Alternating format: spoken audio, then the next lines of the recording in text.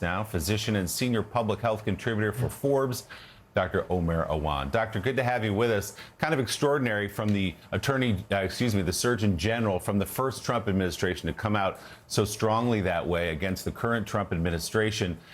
What's your assessment, first of all, of this contempt vote, not necessarily from the political side of Dr. Fauci, but from what he has said about the origins of the COVID pandemic, about how it started? There is some dispute still, as you know, around that. And then of the focus of this administration, not on the problems that Adams laid out there, but on going after people like Dr. Fauci. Well, Willie, it's certainly been politicized, and that's really the issue here. You know, public health should never be politicized, and what we really should be doing is focusing on how health and public health can get better in the future. We currently have many outbreaks. We have an active cyclosporiasis outbreak. We have an active measles outbreak that is resulting in more deaths than we've seen in over 3 decades. So, you know, to hold Dr. Fauci, who's a public servant, who has, dedicated his life to making lives better, to saving lives, is not a good use of time. It's not a good use of taxpayer dollars. And we need to do better to really strengthen public health and to improve our public health infrastructure. So, Doctor, the new director of the CDC, Dr. Erika Schwartz, has been confirmed by the Senate.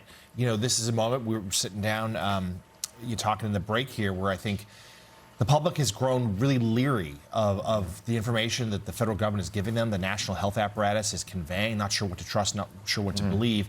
Do you think this new CDC director will help? Well, listen, John, I think, first of all, she is extremely talented. She's very deserving of this. She's a physician. She served as a deputy surgeon general during the first Trump administration. She believes in vaccines. She believes in evidence-based medicine. So definitely very qualified. But there are a lot of considerations, a lot of challenges, one of which is, will she have autonomy to make the decisions that she wants independently? If we remember with Susan Menarez, last year, she was fired because she didn't rubber stamp a lot of Secretary Kennedy's decisions. So let's underline that right there. Just the idea that, you just said it. She promotes vaccines. Does that, Robert Kennedy is a skeptic, to say the least. Is that the concern here? Like, how does that relationship work going forward? Well, it's a concern, and we don't know how that's going to play out because, Dr. Schwartz is for vaccines, and of course we know Secretary Kennedy is not, and that may result in conflict. And I think the bigger issue here, John, is will she be able to restore trust in public health and vaccines? A recent poll from the Harvard School of Public Health showed that 50% of Americans no longer trust the CDC. They no longer trust the guidance that's coming out of the CDC. So it's really up to her to, be transparent. Americans want transparent, clear, evidence-based recommendations, and it's up to her to, bring that forth to the CDC, and we'll see. I'm very optimistic. I think that she hopefully will, and we need this. Americans desperately need guidance from the CDC. One of the tragedies of this last decade or plus is the weakening of American institutions. And I think you're right. The CDC and the health agencies in this country, that's particularly hard for people to see that. So we're used to headlines in this Trump administration of health research being slashed, new ideas being scrapped. But there was this week the new mRNA flu shot. It looks like it was approved by the FDA.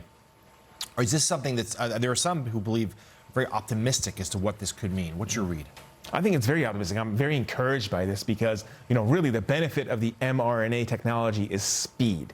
If you take a look at the traditional flu vaccine, it can take 6, 7, 8 months to develop because what you're doing is that you are growing a live virus in the lab or in an egg, and that can take a very long time. With the mRNA technology, you can make the vaccine in 2 or 3 months because you only need genetic sequencing. You don't need to grow a live virus. And what that means is that you can then match the vaccine with a circulating strain of the flu, which allows for better protection. If you remember with a traditional vaccine, the flu vaccine, it's usually made 7, 8 months before flu season even starts. So when we get time to the flu season, the virus is likely mutated and it doesn't offer protection. So when you have a new mRNA vaccine, that can then be tailored to the circulating strain and it can protect a lot more Americans much better. All right, that's good news. Flu season will be here before we know it. Dr. Omer Awan, doctor, thanks so much. We appreciate your insights this morning. My pleasure. Thanks, Willie.